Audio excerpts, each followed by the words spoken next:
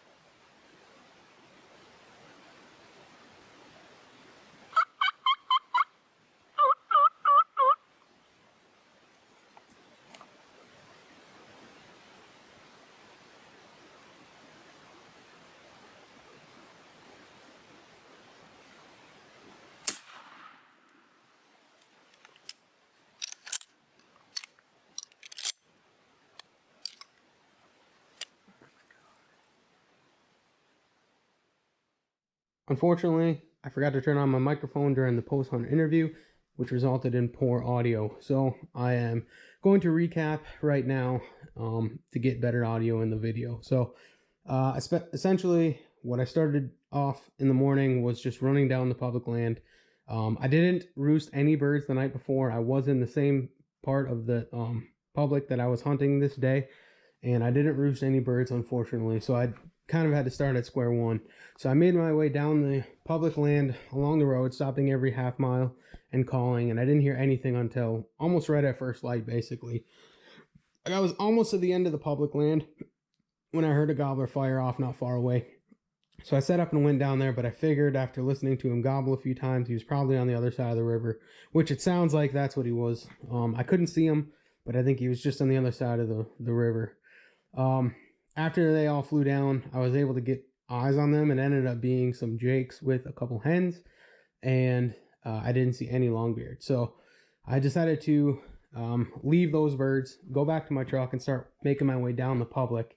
And while I was doing that, I ended up striking some more birds up down by the river again, not far from my truck. So I parked and I headed down there, but I had a big steep ravine I had to go down. And while I was doing that, the birds spotted me before I spotted them. They were actually closer than I thought.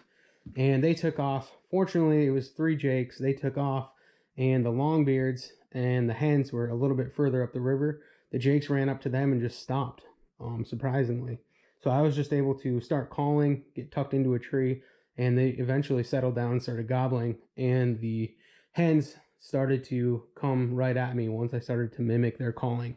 So I was able to slip forward about 10 yards and get behind a big fallen tree that was laying on the ground. I was able to hide myself as well as the tripod, and just be more like slimlined for their visual. So it was a perfect setup, and thankfully the hens pulled the gobblers right down the edge of the river right towards me, and I was able to put a great shot on that gobbler. It took a while for me to get an open shot, and I think the other longbeard there might have been a little bit bigger, but I'm not picky when it comes to turkeys, and I just want to have a fun hunt, which this one was very exciting.